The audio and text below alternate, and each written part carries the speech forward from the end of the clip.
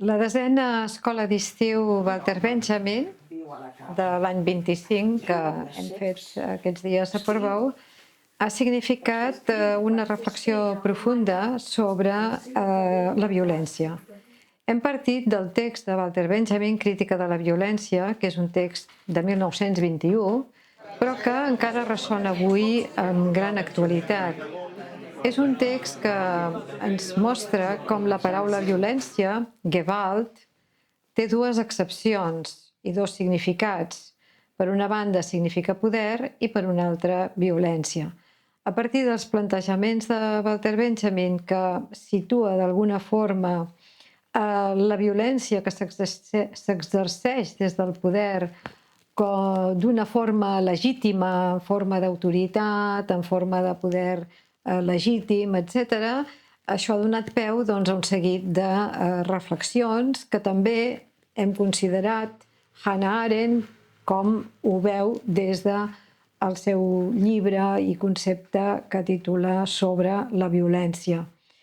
Hem volgut també lligar el que succeïa en la República de Weimar aquests anys entre el 1929, quan s'acaba la Primera Guerra Mundial, i just abans que s'iniciï el nazisme, és a dir, abans que Hitler pugi al poder el 1933, són uns anys de gran convulsió, són uns anys de cop d'estat, són uns anys d'inflació, són uns anys en què Alemanya ha de pagar els costos d'una crua guerra a les forces aliades, hi ha rebel·lió, però al mateix temps hi ha una gran creació literària, artística, musical. No podem oblidar la Bauhaus, no podem oblidar els avançaments científics, els avenços tècnics. És a dir, que hem volgut també, d'alguna manera, parlar de la història de Weimar, de l'art d'aquell moment i d'aquell període, perquè també la incertesa d'aquells temps que van propiciar que el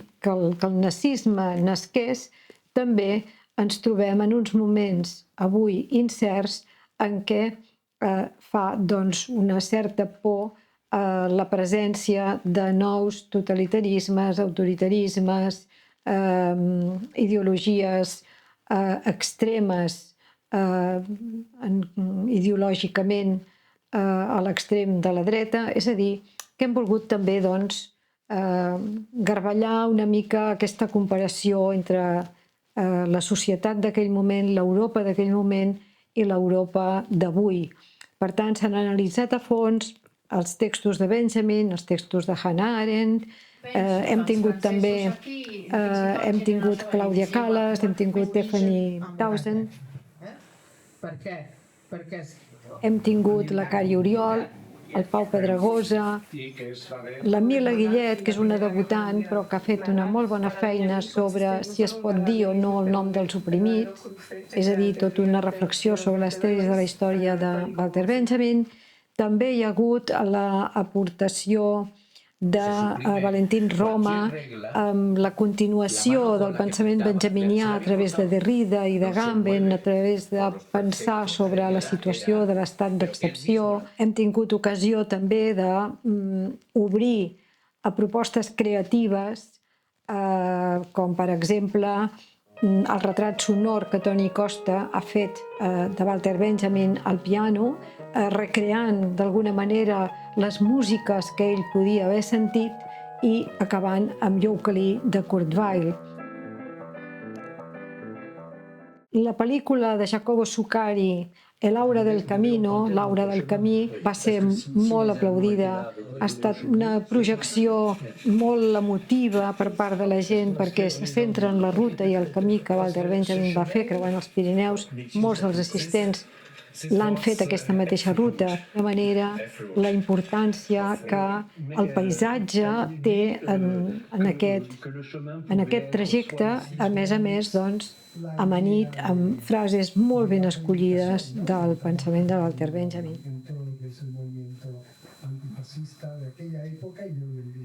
I finalment, al dematí del dia de la Cluenda, que és el diumenge 7 de setembre, hem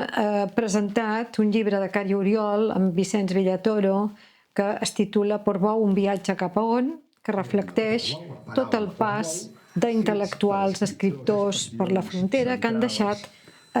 constància del nom de Portbou en la seva literatura.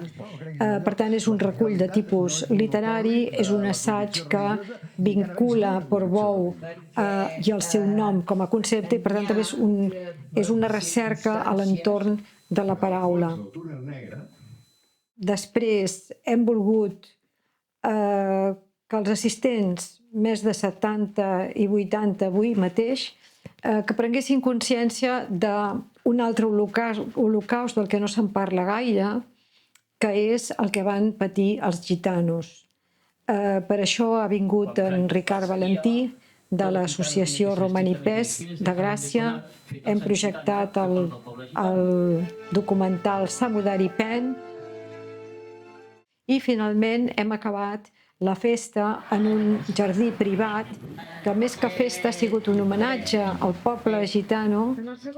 un homenatge a Walter Benjamin, s'ha llegit a l'acte el manifest de cloenda de l'escola d'estiu i en aquest homenatge al poble gitano que va patir l'Holocaust s'ha llegit el poema de la Papussa, que és una escriptora gitana que va deixar constància de tot això en un dels seus poemes i s'ha llegit en romanès i s'ha llegit en català. El Parlament que ha tancat l'acte ha estat de Vicenç Villatoro, que en aquest homenatge als gitanos ha reprès una de les demandes que feia un dels personatges que sortia en el documental Samudari Pen, el personatge de la Rita, que demanava que se'ls deixés estar en aquest món, no tenir greuges de diferències de cap mena, ni racials, ni religioses, ni lingüístiques, que deixin estar els gitanos en aquest món, no? A continuació, la coral Les Veus de Portbou han ofert 3 cançons i amb això s'ha tancat l'escola d'estiu Walter Benjamin amb uns 75 assistents pràcticament a cada sessió.